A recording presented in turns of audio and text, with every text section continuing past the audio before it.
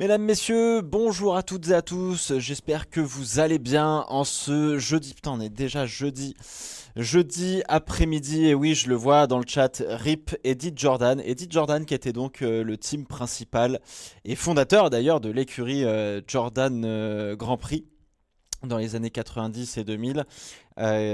Écurie mythique, notamment par ses fameuses couleurs jaunes pour ceux qui ont, comme moi, commencé à suivre la F1 sur la fin des années 90, et plutôt verte pour le début des années 90, aux couleurs plus de l'Irlande, je crois, de mémoire. Effectivement, je suis.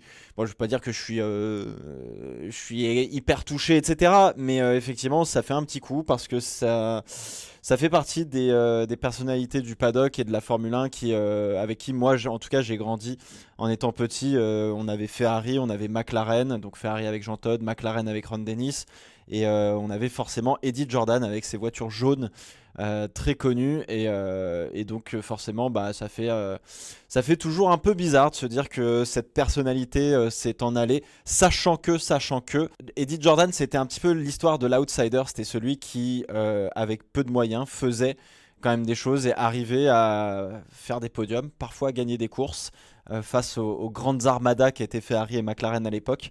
Et ça a été toujours un petit peu la personnalité du paddock qui était un peu rock'n'roll, qui amenait quand même pas mal de choses de l'extérieur, des célébrités, une manière de vivre, quelque chose comme ça, qui, euh, qui l'amenait. Et c'est ça qui, j'allais dire, manque un peu à la F1 aujourd'hui, je sais pas, mais on en parlait avec la vidéo sur Cadillac et Andretti et toute cette histoire. Et on avait répondu d'ailleurs à un des commentaires en disant ouais, aujourd'hui on est loin de cette époque des garagistes, entre guillemets, ou en tout cas des personnalités qui peuvent à tout moment monter une écurie de Formule 1 et puis par la force des choses réussir à s'aligner sur une grille et à venir tout simplement se frotter au meilleur. Aujourd'hui, la F1 est plus du tout dans cette disposition-là, et on est sur un changement de paradigme qui a complètement été, qui a été dans l'extrême opposé, entre guillemets, où effectivement bah, on est beaucoup plus sur des gros constructeurs. La Formule 1 est devenue extrêmement tendance, beaucoup plus importante qu'auparavant. Avant, c'était quelque chose de très niche, très intéressant aussi, mais très niche. Et Eddie Jordan pouvait évoluer comme ça. C'est comme ça aussi qu'on a eu Frank Williams. C'est comme ça qu'on a eu plein d'écuries mythiques. Bruce McLaren, mais c'était il y a beaucoup plus longtemps. Donc voilà, aujourd'hui, malheureusement, pour rentrer en Formule 1, faut s'appeler Lawrence Stroll, faut racheter une marque automobile, avoir un projet extrêmement solide qui plaise à la Formule 1, voire racheter une écurie de Formule 1 tout court, parce que c'est ça que préfère faire la F1. Et comme on l'a vu avec Andretti notamment, qui aurait pu, enfin est en tout cas je pense dans la lignée d'une écurie de sport automobile dont le cœur de métier est le sport automobile. C'est un petit peu ça c'est un peu ça que représente aussi la famille Andretti d'une certaine manière, mais en fait, les portes de la Formule 1 sont fermées pour eux, dans ce sens-là en tout cas. Donc voilà, bah c'est comme ça. Est-ce que c'est dommage, etc. C'est à vous de vous faire votre propre opinion.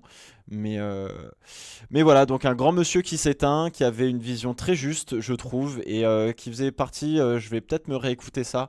Je les ai jamais écoutés, mais il faisait un podcast avec David Coulthard, où il disait vraiment les quatre vérités de la Formule 1, pour le coup, et il débattait un petit peu de l'actualité, etc. Ça s'appelait Formula for Success ou quelque chose comme ça.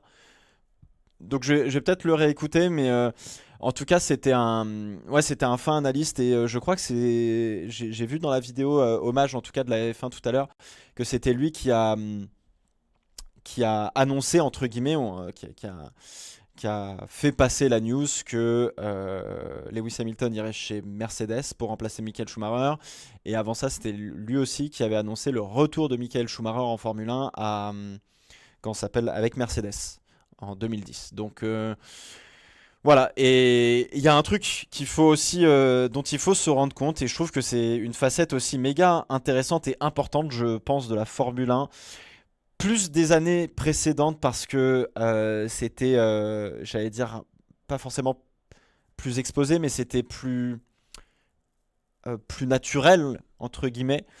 C'est que Eddie Jordan, tout comme Flavio Briatore, tout comme Bernie Ecclestone, ce sont ce qu'on appelle des deal makers. C'est des gens qui sont passionnés par le fait de simplement faire des deals, de faire pas des contrats, mais de faire des marchés avec, de se débrouiller pour trouver de l'argent, vendre quelque chose, etc. C'est des gens, et si vous regardez bien les histoires de chaque personnalité de la Formule 1, et c'est un peu le cas de Toto Wolff aussi. Aujourd'hui, on dit que ce sont des entrepreneurs plus que des deal makers, mais Eddie Jordan, il vendait des fruits à la récré à ses copains quand il était gosse pour se faire un peu de pognon. Bernie Ecclestone faisait exactement la même chose à la récré. Je sais plus ce qu'il vendait. Il achetait tout ce qu'il pouvait et il revendait tout ce qu'il pouvait à la récré. Donc c'est ce qu'on appelle un deal maker. Et Toto Wolff faisait pareil. Je crois qu'il avait fait une espèce d'entreprise de bougies ou je sais plus quoi. Et donc du coup c'est comme ça aussi qu'il s'est fait sa fortune. Donc voilà, c'était un deal maker. Et en Formule 1, est-ce que Lawrence Stroll est un deal maker? Probablement. Est-ce que d'autres patrons d'écurie ou d'autres propriétaires d'écurie sont des deal makers? Probablement aussi. Je pense qu'à un certain niveau de pognon, vaut mieux être un deal maker que pas être un deal maker. Mais Eddie Jordan faisait en tout cas partie de ces deal makers qui étaient rock and roll, quoi. C'est ça qui est cool.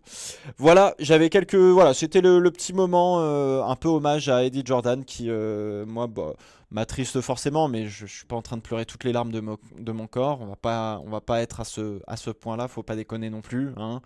Je le connaissais pas personnellement ni rien. Donc voilà.